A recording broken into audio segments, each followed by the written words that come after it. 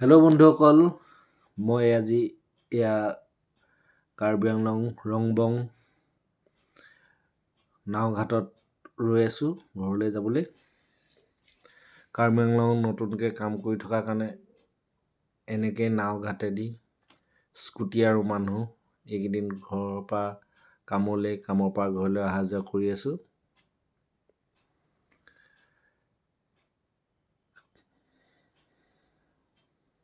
কালিয়নী নদী পাৰ হৈ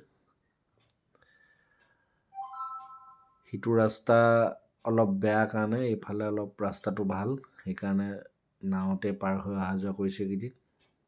মানুহ আৰু স্কুটি 20 টকা লয়। ৰাস্তাও ভাল, স্কুটিও ইমান কষ্ট নাপায়।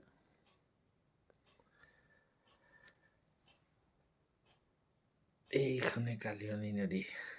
এনেকৈ মানুহ, যন্ত্ৰ, স্কুটি, চাইকেল চব পাৰ হয়। সিটো চাইড আমাৰ গোলাঘাট, এয়া কালিয়নী নদী আৰু এইফালে কাৰ্বি আংলং ৰংবং ঘাট। এনেকৈ কামৰ পৰা অহা যোৱা কৰি আছোঁ দেই বন্ধুসকল।